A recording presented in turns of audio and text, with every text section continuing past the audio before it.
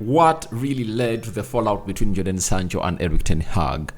The Athletic has gone ahead and obviously given us a very long essay today about what really saw these two really fall out. Welcome to United Matters channel.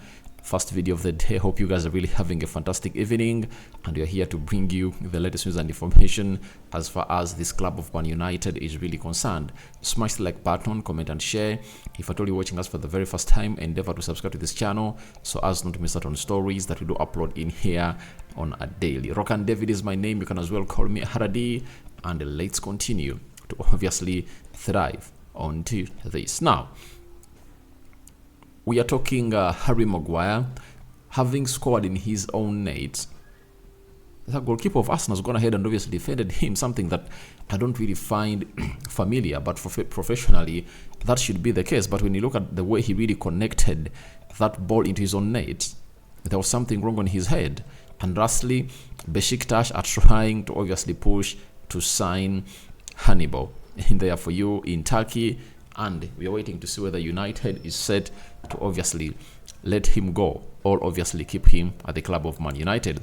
We thank God for the gift of life. 400 likes smash on this video, and let's obviously start it off. Now, the Athletic told us that Ten Hag had become increasingly exasperated with Jodan Sancho's punctuality and what he perceived as sluggishness in training. This has also not gone unnoticed by his teammates, some of whom share managers' sense of frustration. Then the Jodan said the issues at Man United date back to last season when Ten Hag and his coaches tried to get Sancho to arrive on time by setting him a schedule at least 1 hour earlier than the rest of the squad. This tactic had some initial success, but Sancho fell into familiar patterns. That is it. And lastly, one of the sources to Dortmund noted that although Jodan Sancho was mentally tough on the pitch, he could be quite childish and unprofessional with little things. Occasionally, missing team meetings or oversleeping were viewed as problematic. Now, we now know what has really gone ahead to really result into this. It's all about Jodan Sancho coming late, either during training sessions, team meetings and preps, and so on and so forth. And there is a tweet I read today that he was supposed to start the game with Tottenham Hotspur, but he arrived late in the match prep and the manager benched him.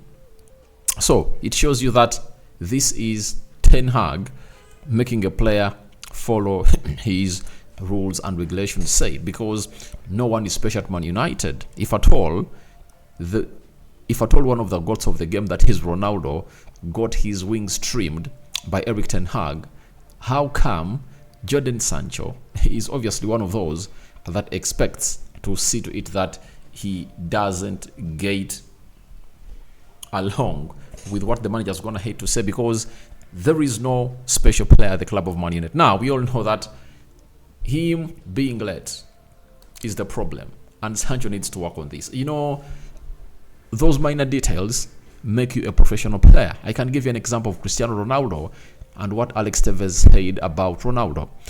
Ronaldo, even before he left Man United for the first phase, he was the first player to arrive on the training ground. That was really said by every player, Rio Ferdinand, Tevez, and very many others. And he used to arrive early at the Carrington, start training, and when these other players coming through, he trains with them. And when they leave, he stays like 1 or 2 hours training and working on what his fitness levels are right now. So what Carlos Tevez did was to try to obviously come early, because Ronaldo would report at 8 a.m. Now, the day Carlos Tevez decided to come early, you know, at 7, he found Ronaldo there. You know, even when he started to say, I'm going to come at 6, he found Ronaldo there at Carrington, meaning that Ronaldo could arrive at Carrington at around 5:30 a.m. and start off with his training session. So that is how punctuality helps you in this game of football. And if at all you cannot keep time, that means even your mentality on the field of play won't obviously get along with others, because you won't really make the right decision onto the football pitch. So we now know what led to all this.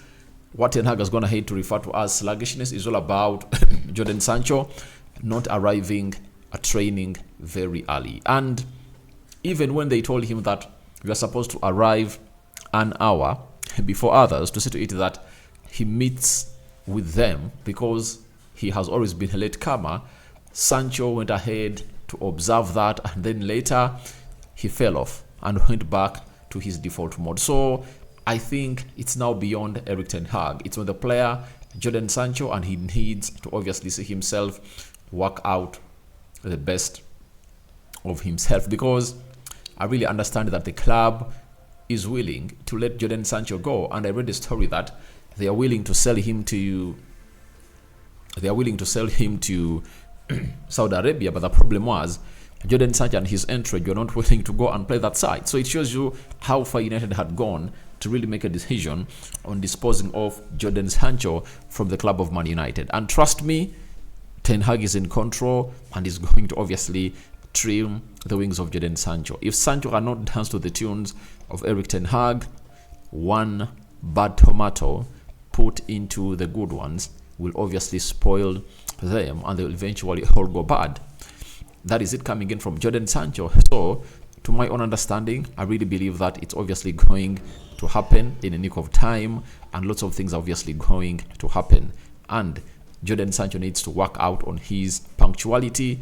If not, I think that will be the end of him with Manchester United. I know he's a very good player, talented, but we all know that talent without hard work doesn't thrive, and most of the times hard work has gone ahead to beat talent. So hard work is really inclusive when it comes to being on time, and if at all you're not on time, that's not hard work, because you have to come in early and obviously train with your fellow players. There are preps that obviously happen even before the training sessions, the matches that you miss out, and that means you cannot obviously be on the same wavelength with these players of Manchester United that obviously come in early and observe what the manager really tells them. So Sancho needs to obviously work out a correction from his being late at the club of Manchester United, because his career is capitulating day in,